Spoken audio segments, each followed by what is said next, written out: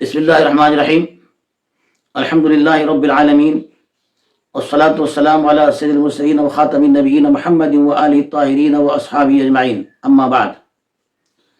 آج کا موضوع ہے رمضان المبارک کی دو اہم ترین فضیلتیں۔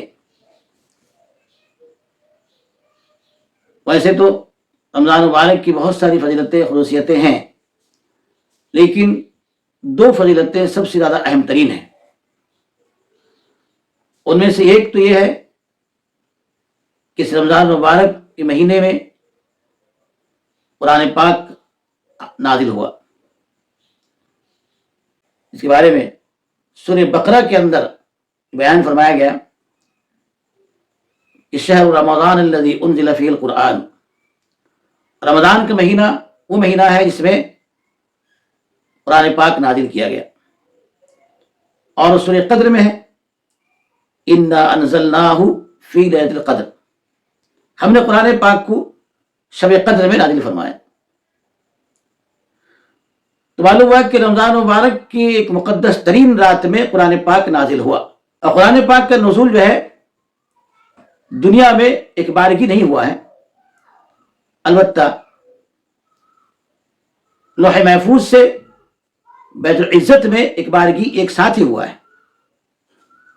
ساتوں آسمان کے اوپر عرش معلیٰ ہے، اور عرش معلیٰ میں لوح محفوظ ہے، اور لوح محفوظ ہی میں قرآن پاک محفوظ تھا اور آج بھی ہے، اصل نسخہ موجود ہوئی،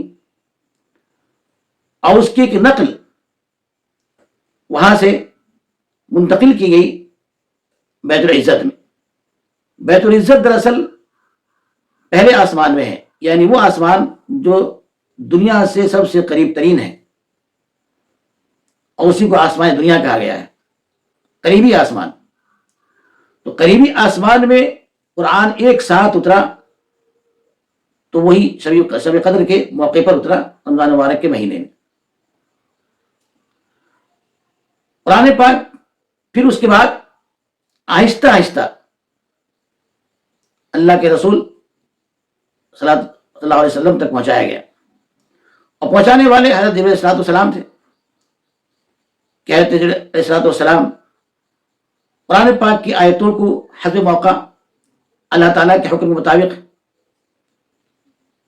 وہاں سے لے کر آتے تھے، یعنی یاد کر لیتے تھے، ان آیتوں کو یاد کرتے تھے جنہیں اتارنا ہوتا تھا، اور ان آیتوں کو آ کر اللہ کے رسول صلی اللہ علیہ وسلم تک پہنچایا کرتے تھے۔ اور پہنچانے کی چار شکلیں ہوتی تھیں۔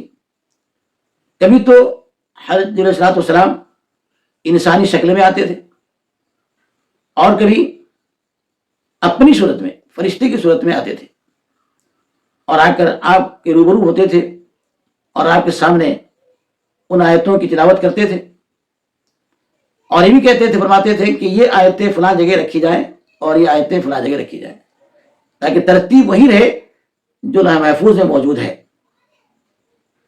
اور تیسرا یہ ہوتا تھا کہ حضرت جبرائیل علیہ السلام سامنے نہیں آتے تھے، بلکہ پردے کے پیچھے سے تلاوت کرتے تھے۔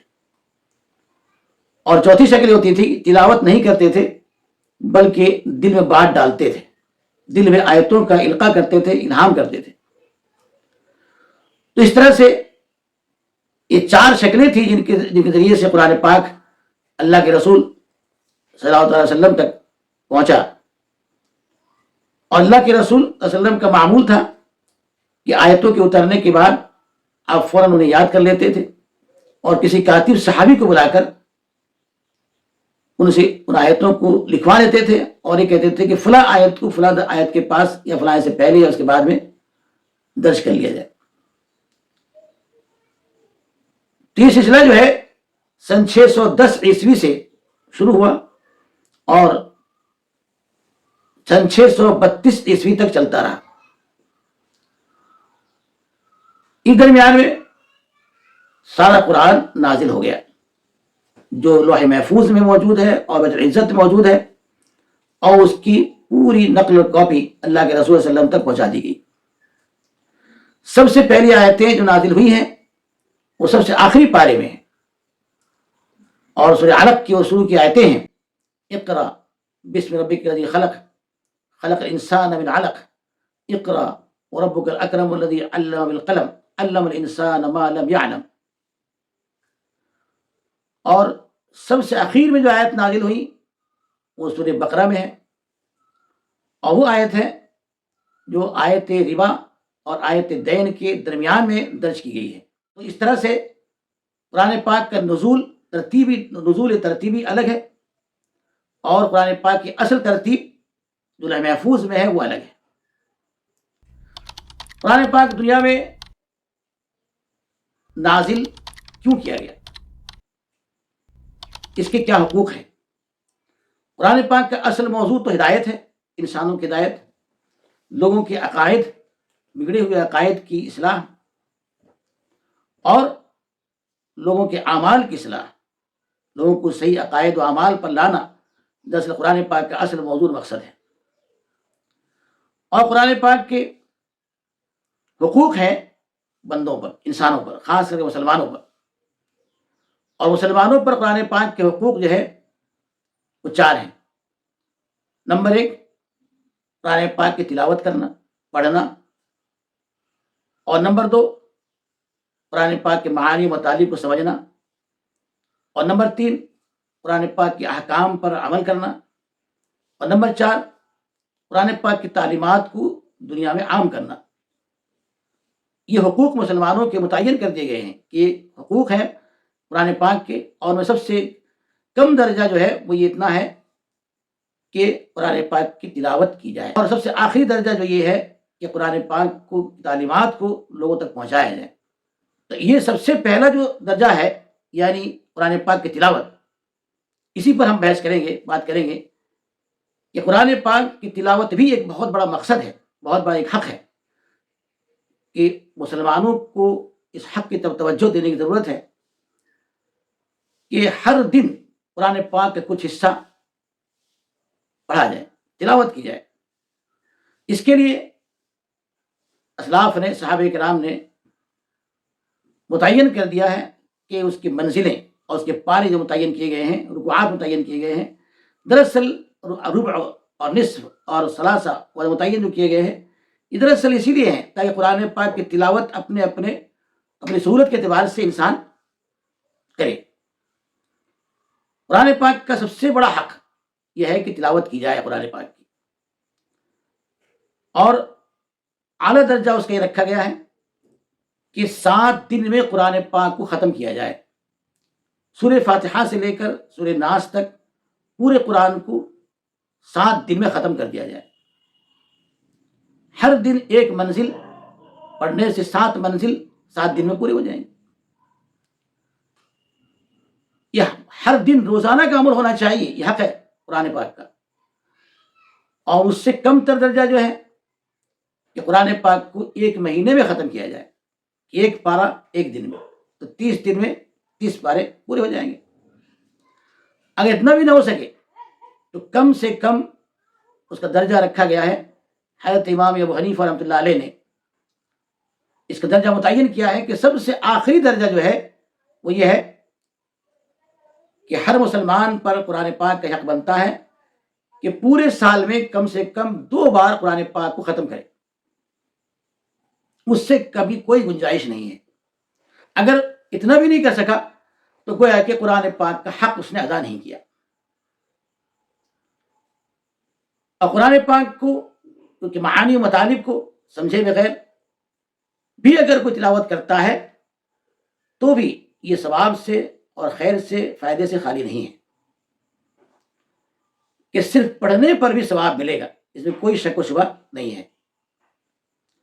اور اگر اس سارے حقوق کو ادا کرتا ہے، ان کے معانی کو سمجھتا ہے، مطالب سمجھتا ہے، احکام پر عمل کرتا ہے، اور ان تعلیمات کو، اس کے قرآن پاک کی تعلیمات کو عام کرتا ہے، اس کے لیے کوششیں کرتا ہے، تگ و دو کرتا ہے، تو بھی کیا ہے، سونے میں سہاگا. سارے حقوق اس نے ادا کر دیے قرآن پاک کے. لیکن اگر یہ آخری حق بھی ادا نہ کرے، قرآن پاک کی تلاوت بھی نہ کرے، عمل بھی نہیں کرتا، معنی بھی نہیں سمجھتا، قرآن پاک کی تعلیمات کو عام بھی نہیں کرتا، اور اس کی تلاوت بھی نہیں کرتا، سال میں 2 بار ختم بھی نہیں کرتا، تو گویا کہ اس نے قرآن پاک کے حق کو مکمل طور پر ضائع کر دیا.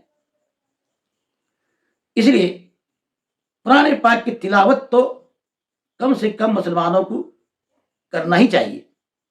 اور رمضان مبارک کا مہینہ خاص طور پر چونکہ قرآن سے اس کا تعلق ہے، اس لیے قرآن کی تلاوت اس مہینے میں تو کثرت سے بہت زیادہ کرنی چاہیے. پہلے اگر رمضان کے مہینے کے علاوہ دیگر ایام میں بالکل نہیں کرتا تھا، تو اس رمضان مبارک کے مہینے میں تو کچھ نہ کچھ ضرور کرے، اور 2 ختم تو رمضان مبارک میں کر ہی لے تلاوت کر کے. اور یہ بھی نہیں کر سکے گا تو پھر موقع نہیں ملے گا. پورے سال نہیں کر پاتا ہے تو کم سے کم رمضان مبارک میں 2 ختم ہمیں کر لینا چاہیے. اور قرآن پاک پر حق کا حق جو ہم پر جو بنتا ہے، اس حق کی کم سے کم ایک ادنا درجے کی تلافی ہو جائے گی، اور ہم حق کو ادا کرنے والے بن سکیں گے اسی طرح سے. تو یہ تو ہے قرآن پاک سے خاص تعلق رمضان مبارک کا. اور دوسری خصوصیت رمضان مبارک کی تو آپ سبھی جانتے ہیں کہ رمضان مبارک کے روزے کو اللہ نے فرض قرار دیا ہے. اسی مہینے میں روزہ رکھنا ہے. فرمایا گیا سورہ بقرہ ہی میں ہے، وَمَنْ شَهِدَ مِنْكُمُ الشَّهْرَ فَلْيَصُمْهُ، جو شخص اس مہینے کو پائے، رمضان مبارک کے مہینے کو پائے، اسے چاہیے کہ رمضان مبارک کے پورے مہینے کا روزہ رکھے. روزہ کیا ہے آپ سبھی جانتے ہیں. اور روزہ دراصل ایک ایسی عبادت ہے جس میں الہیت اور اخلاص بہت زیادہ ظاہر ہوتا ہے، اس کا اظہار ہوتا ہے. اللہ تعالیٰ نے 4 فرائض خاص طور پر متعین فرمائے ہیں، اور 4 فرائض جو ہیں 4 ستون ہیں اسلام کے، 4 کونوں کے 4 ستون ہیں: نماز، روزہ، حج اور زکوٰۃ. اور نماز کی اہمیت اگرچہ روزے سے بڑھ کر ہے، لیکن پھر بھی روزہ ایک ایسی عبادت ہے جس میں کہ اخلاص و الہیت کا مظاہرہ نماز سے بھی زیادہ ہوتا ہے. اس لیے کہ نماز اور حج اور زکوٰۃ یہ 3 فرائض ایسے ہیں جن میں ریاکاری، نام و نمود اور شہرت کے جذبات کا امکان ہوتا ہے، پایا جاتا ہے. یہ ہو سکتا ہے کہ دکھانے کے لیے نماز پڑھتا ہو، دکھانے کے لیے شہرت کے لیے حج کرتا ہو، اور دکھانے کے لیے شہرت کے لیے زکوٰۃ دیتا ہو. لیکن روزے میں یہ بات بالکل ہی نہیں ہو سکتی. اس لیے کہ روزے میں انسان جو بھی روزہ رکھتا ہے، واقعی روزہ رکھتا ہے، تو وہ اللہ کے لیے رکھتا ہے. بھوکا رہتا ہے، پیاسا رہتا ہے تو اللہ ہی کے لیے رہتا ہے. اگر وہ چاہتا تو چھپ کر بھی کھا سکتا تھا، چھپ کر بھی پی سکتا تھا. اللہ تعالیٰ دیکھ رہا ہے سب کچھ، اس لیے وہ سمجھتا ہے کہ میں اگر چھپ کر بھی کھاؤں گا پیوں گا تو اللہ تعالیٰ دیکھ لے گا. اس لیے ایک مسلمان جو روزہ رکھتا ہے تو اس کے اندر اخلاص بہت زیادہ ہوتا ہے، اور اس کا اظہار ہوتا ہے بہت زیادہ. اسی لیے روزے دار سے اللہ تعالیٰ بے حد خوش ہوتا ہے. حدیث قدسی ہے، اللہ کے رسول صلی اللہ علیہ وسلم نے اللہ سے نقل کرتے ہوئے فرمایا ہے، آپ نے فرمایا کہ اللہ فرماتا ہے ہر انسان کا عمل اس کے لیے ہے، لیکن روزہ میرے لیے ہے، میں اس کا بدلہ دوں گا.